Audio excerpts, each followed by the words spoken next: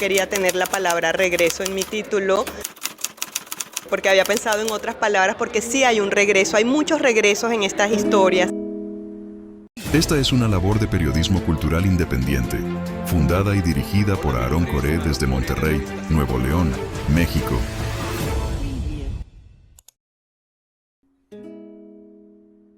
Una mujer despierta una mañana en medio del campo. No recuerda cómo llegó allí. De pronto tiene la certeza de hallarse dentro de uno de los cuentos que ha escrito. El pánico la asalta, así como la duda. ¿Ha enloquecido? ¿Está muerta? ¿O es tan solo un sueño? Lectores de revista Sector Nostalgia, me encuentro con, voy a decirlo así y tú me corriges, a lo mejor la pronunciación, Grace Bedoya. Sí, muy bien. Y es Regreso al Pueblo de los Suspiros, el libro por el cual nos reunimos aquí en la UANLEER 2025 para hablar sobre el libro, sobre su historia, la forma en que aborda esta historia y también pues la autora. Aquí bienvenida, Grace. Muchísimas gracias, Aarón. Es un placer estar aquí contigo y bueno, aquí frente a los escuchas que amablemente también decidieron tomarse este ratito para estar con nosotros. Gracias. Y bueno, bienvenida como a la UANLEER también. Gracias. Y el regreso al pueblo de los suspiros. A mí me encanta el título, porque regresar a alguna parte que tú amaste puede ser una interpretación, si no lo lees, pero atrae. Y la otra es regresar a aquellas historias que tal vez están en tu corazón o en tu mente, ¿no crees? Háblame sobre las historias que estás abordando y la forma en que lo concibes también. Gracias, Aarón. Bueno, primero te quiero comentar del título del libro, que para mí tiene un valor sentimental muy fuerte, y es que mi papá fue escritor, mi papá ya murió, y su última novela se llamaba De regreso a la memoria, y yo quería tener la palabra regreso en mi título, porque había pensado en otras palabras, porque sí hay un regreso, hay muchos regresos en estas historias, y esta novela para mí tiene un significado muy especial. La quiero mucho, y es una historia que está compuesta de muchas historias, y la llamamos novela porque es el género al que más se acerca, pero no cumple realmente con los cánones que usualmente le asignamos a la novela. Y es una historia en la que encontramos una escritora que es la protagonista principal, que se despierta una mañana en el medio del campo y no sabe cómo llegó allí. Ella viste aún su pijama y está descalza, y el entorno le resulta vagamente familiar, pero no lo reconoce.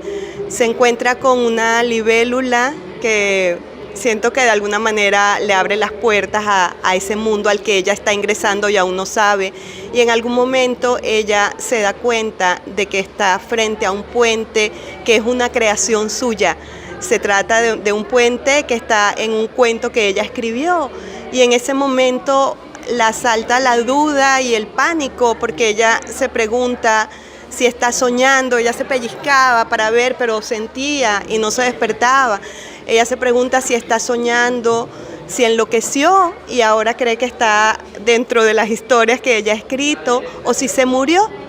Y finalmente, a lo largo de la historia, ella va buscando la respuesta a esa y a otras preguntas, con la particularidad de que ella empieza a encontrarse con más y más personajes de las historias que ella ha escrito, y se encuentra con ellos frente a frente, y algunos de los personajes la interpelan, algunos la tratan con mucho cariño, otros con cierta distancia, pero ya en algún momento ella entra en un laberinto acerca del cual no escribió, y allí sí es verdad que la asalta el pánico, porque ella se da cuenta de que está entrando a una versión de los inframundos mitológicos y no sabe cómo va a salir de allí, y se tiene que enfrentar a muchísimos peligros. Con una narrativa íntima, a ratos audaz y desprovista de subterfugios, Regreso al Pueblo de los Suspiros, Literal Publishing 2023, nos lleva de la mano en una travesía que abarca 3 diferentes planos: el de la vida real, el mundo onírico y la ficción. Eso es lo que a mí me llama la atención desde el momento en que empecé a abrir las páginas, porque tuve la oportunidad, el privilegio de ya empezar la lectura.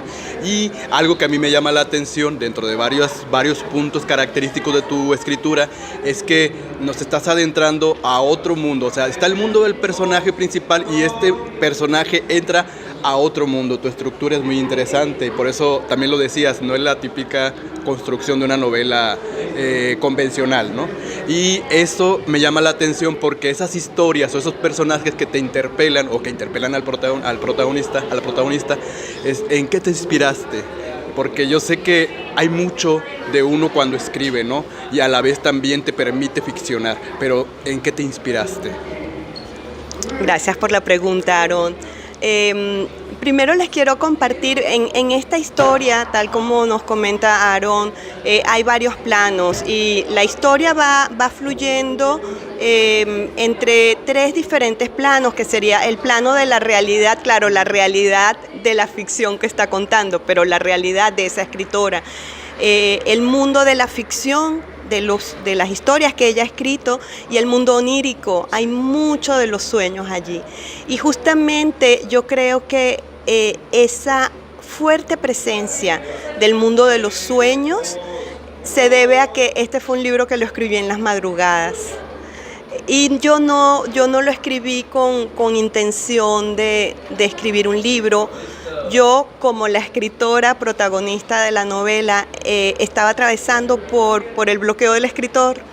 Y el bloqueo del escritor para todos aquellos que escribimos es el infierno, literalmente, porque nos produce mucha angustia sentir que perdimos la conexión, que ya no somos capaces de crear, y si no creo, ¿qué voy a hacer con mi vida? ¿Sabes? Es muy duro pasar por eso. Y yo llevaba meses con ese bloqueo del escritor hasta que me propuse romperlo de alguna manera, y la estrategia que encontré, yo soy ingeniero y tengo un trabajo a tiempo completo, y la estrategia que encontré fue escribir a las 4 de la madrugada, antes de irme a trabajar, una historia corta cada día. Y eso fue lo que empecé a hacer sin ningún tipo de planificación, sin ningún tipo de estructura, casi como una escritura automática. Esto que se usa mucho ahorita, ¿verdad? Como terapia, fue más o menos eso lo que empecé a hacer, pero el primer día sentí mucha angustia porque no era capaz de escribir y escribía 2 líneas y las borraba y veía el reloj y ya era hora de bañarme para vestirme e irme a trabajar. Y lo que sentí fue, no tengo nada, ¿sabes? Como cuando ya te encuentras a la intemperie y te sientes totalmente desposeído, así me sentí yo, me sentí vacía y me dije a mí misma, no tengo nada. Y me respondí, ok, escribe acerca de la nada. Y ese es el primer capítulo de este libro, que es una especie de poema en prosa, que es acerca de la nada. Y después de que escribí eso, pensé, ok, yo no puedo pasar por ese sufrimiento todos los días. Y me llegó, así como por arte de magia, una estrategia que fue, déjame escribir el título de la historia de mañana. Y con eso sentí que creaba un compromiso con la yo del día siguiente, pero también le estaba como lanzando una especie de salvavidas, porque al regalarle el título, por lo menos ya la yo de mañana va a poder ir pensando, imaginando qué puedo hacer con este título, qué historia puedo crear.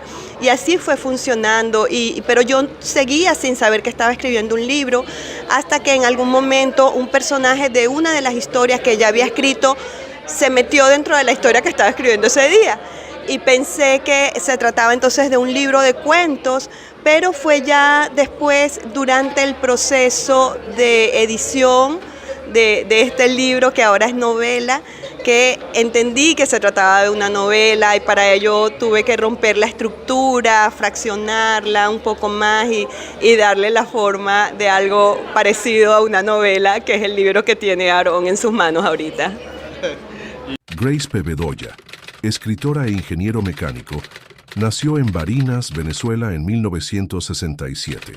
Su cuento 22 de septiembre fue uno de los ganadores del primer concurso de cuento corto de Literal Publishing 2020 y está incluido en la antología Suele pasar que nos quedemos, Novísimas Escrituras de Estados Unidos, Literal Publishing, Houston, 2021. Dos de sus relatos cortos, El lazo azul y La niña que vestía de gris, han sido publicados en las antologías Dime si no has querido, Antología de Cuentos Desterrados, Literal Publishing, Houston, 2018, y primera edición de cuentos de FAEC, Caracas, 2011, respectivamente. Y esto precisamente que me lleva a preguntarte sobre la cuestión del escritor, en este caso tú la escritora, ¿no? Que hay, por ejemplo, un cierto camino para nosotros decir, voy a construir una historia de inicio a fin, ¿no? Y tú realizas esto que estás mencionando, que desde el inicio lo estamos tocando, de que no es convencional, y ahorita lo está demostrando ella al mencionarlo, ¿no? Tú lo estás mencionando. Yo quiero que realmente este personaje también tenga otras capas y otras capas y otras capas, ¿no? O sea, en cuanto a estructura. Y sobre todo, pues la historia también, ¿no? Que nos atrapa también. Y esta forma tú de escribirlo para mí dice mucho. ¿Por qué? Porque tú como escritora, al momento de concebirlo, realizas algo que construiste a las 4 de la mañana, ¿no? Empezaste a construir. Entonces yo quiero saber ahora la pregunta que yo venía en el camino para acá. ¿Qué es para ti la escritura? ¿Qué ha representado la escritura en esos tiempos en que dices, yo no sé cómo escribir, qué escribir, a qué hora escribir? Y en esta etapa de tu vida tan grandiosa, ¿quién la va a leer? Gracias, Aarón. Fíjate que yo fui una escritora de closet durante muchos años. Mi papá, como ya les comenté, mi papá era escritor, pero yo siempre estuve un poco peleada con el tema del escritor. Me parecía que no era un oficio serio y por eso creo que fue una de las razones por las que estudié ingeniería mecánica. Digamos, ¿qué es lo opuesto a ser escritor, a ser artista? Ok, déjame ser ingeniero mecánico. Pero por ahí escribía un poquito como a escondidas de mí misma y después, bueno, ya seguí con mi carrera de ingeniería, me mudé a Houston, a Estados Unidos, y como no tenía trabajo, aproveché de hacer una maestría en artes liberales y después empecé a asistir al taller de escritura creativa del reconocido escritor boliviano Rodrigo Hasbún, que va a estar aquí, por cierto, el viernes, mañana. Y allí llegó un momento en el que publicamos una antología con cuentos de varios autores y un día sentada en mi escritorio de ingeniero, todo matemático, analítico, tuve una epifanía y yo sé que esto puede sonar como medio inventado, pero fue así. Yo sentí que me atravesó como un rayo desde arriba y allí me di cuenta de que yo no era una ingeniero que escribía en sus ratos libres, que yo en realidad era una escritora que se gana la vida como ingeniero, ¿no? Y definitivamente ya en ese momento en el que me asumí escritora, cuando yo escuchaba a alguien llamarse escritor, yo decía, uy, qué arrogante, ¿no? Porque yo asumía que considerarse escritor era asumir que escribías muy bien. Pero ahí me di cuenta, no, la escritura no es eso, asumirse escritor es asumir el compromiso de que debes hacer algo con esa pasión, que debes hacer algo con esa necesidad, porque es un deseo que te toma y no te suelta, ¿no? Entonces no es fácil asumirte escritor, como imagino que no debe ser fácil asumirte como artista en otras áreas, pero la escritura para mí es indispensable. Ahí está mi alma, ahí está el fuego que me lleva a despertarme todas las mañanas y a seguir adelante, aun cuando a veces la vida nos da algunos golpecitos por allí, pero la escritura es eso para mí, es una necesidad y un compromiso. Grace P. Bedoya hizo de Houston su ciudad adoptiva desde el 2010. Realizó una maestría en artes liberales en la Universidad de St. Thomas, Houston, 2013. Trabaja como ingeniero en el área de petróleo y gas. Desde el 2016, participa activamente en el taller de escritura creativa del reconocido escritor boliviano Rodrigo Hasbún, Literal Magazine, Houston. Qué hermosas palabras, y la voy a editar y compartir seguido, muy seguido, porque eso realmente nos nutre a nosotros como lectores. Y hay dos puntos creo que para finalizar. Uno es la editorial, ¿verdad? Que has encontrado aquí el ideal perfecto para publicar tus palabras, tus escritos es una. ¿Qué sientes, no? De que esté impulsando tu escritura esta editorial. Y la otra es, en tiempos tan difíciles políticamente, donde se cree que un lenguaje en un país es el principal, tú estás ahí contra marea y corriente con nuestro lenguaje latino, ¿no? ¿Qué piensas sobre estos dos puntos, la editorial y la situación política actual? Sí, empiezo por la segunda pregunta, si te parece bien. Definitivamente sí estamos viviendo momentos muy difíciles en Estados Unidos, en este momento los latinos, los hispanos y los extranjeros en general, pero yo siento que hay que estar informado, hay que tratar de ir leyendo entre líneas qué es lo que ocurre, pero no hay que dejarse hundir en la desesperanza ni en la desesperación, y hay que resistir. Y para mí la manera de resistir, yo soy ciudadana estadounidense, además de ser ciudadana venezolana y ciudadana colombiana, y me siento muy conectada con México. Además, yo quiero pedir que me den mi pasaporte mexicano, porque yo tengo mi pedacito de México en mi corazón, pero hablo un inglés no perfecto, con mucho acento, pero hablo en inglés, vivo en inglés, me desenvuelvo en inglés, pago impuestos, contribuyo a la economía de Estados Unidos con el trabajo que yo hago, pero sigo siendo orgullosamente latinoamericana y sigo escribiendo en español. He pensado que a lo mejor algún día decida escribir un libro en inglés por otras razones, más de exploración artística, pero no por sentirme relegada. Nadie me va a relegar, porque yo tengo el derecho de estar allí, tengo el derecho a ser ciudadana norteamericana, a vivir en esa sociedad, a hablar inglés, sí, pero el inglés nunca será mi idioma oficial, no hay idioma oficial. El idioma oficial es el que nosotros mismos queremos asumir en un momento determinado. En este momento es el español, en otro momento puede ser el inglés, pero pienso seguir escribiendo en español desde Estados Unidos, y no es solo ahora, no representa solo mi medio de expresión artística, el que me resulta más natural, que es mi lengua materna, pero también es una manera de resistir y de decir, aquí estamos, ¿ok? Existimos y no nos van a callar, no nos van a callar. ¿La editorial? Y la editorial Literal Publishing. Literal Publishing es la editorial que surge después de Literal Magazine. Y Literal es un espacio que Rosemary Salum, mi editora, estaba por allí.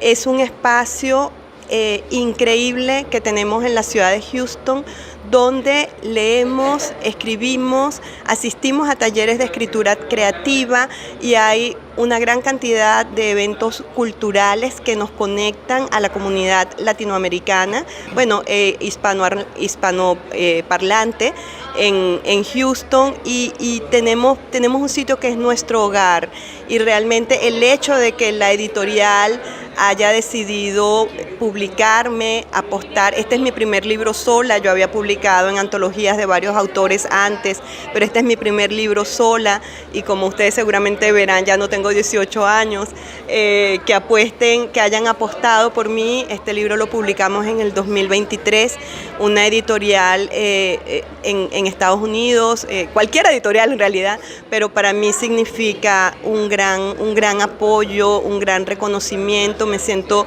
profundamente agradecida con la editorial y con Rosemary Salum por todo el apoyo, por dar a conocer mi libro, por acompañarme a lo largo de este proceso, y hago un llamado a las editoriales independientes, que yo sé que el trabajo es muy arduo, no es nada fácil, pero por favor continúen haciéndolo, porque los escritores desconocidos o poco conocidos como yo, así como escritores muy reconocidos, tenemos allí un espacio y una oportunidad para que nuestras obras sean publicadas y leídas. Lo más importante es eso, que lleguen a los lectores, porque la lectura nos mantiene conectados con nuestra alma y nos hace ser mejores seres humanos. Palabras. Y vas a estar aquí en la actividad en la tarde, noche, ¿no? Sí, hoy a las 5 de la tarde vamos a estar presentando esta novelita que la amo con todo mi corazón, y ojalá que llegue a las manos de algunos de ustedes. Me encantaría saber que la leyeron y que me comenten. Claro que sí, gracias por este momento tan hermoso de coincidir contigo, coincidir con nuestros lazos latinos, ¿no crees? Con nuestro lenguaje y que te encuentres en un punto en donde estás mandando un mensaje a tantas personas que también en el país tuyo en el que te encuentras también hablan nuestra lengua o si no la hablan también apoyan nuestras escrituras también de alguna u otra forma para no generalizar las cuestiones políticas, ¿no? Y eso que hablas tú de seguir resistiendo a mí me parece genial, síguelo haciendo, síguenos trayendo más escritos así no convencionales, no sé cuál vaya a ser el otro fruto de tu creación. Está casi listo. Muy bien, estoy al pendiente, voy a estar al pendiente, yo sé que vas a seguir viniendo, vienen más ferias universitarias, esta sobre todo, y bienvenida, y en la tarde pues ahí nos vamos a dar la vuelta para verte y para escucharte y para cuestionarte también. Gracias. Muchas gracias, nos despedimos, mi nombre es Aaron Coré y recuerden comprar Regreso al Pueblo de los Suspiros. La editorial va a aparecer aquí el nombre para pronunciarlo bien, es Grace Bedoya. Muchas gracias. Gracias, un fuerte abrazo a todos.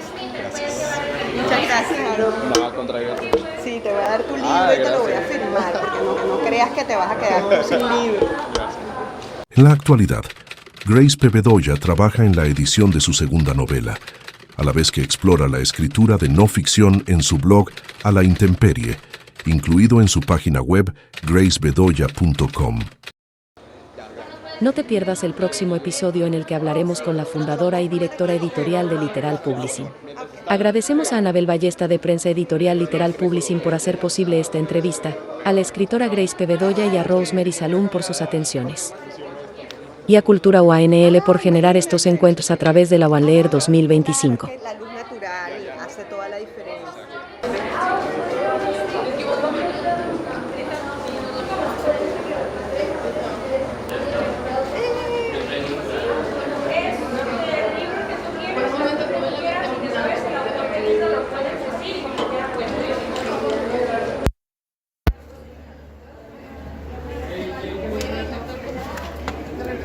Gracias, Aaron.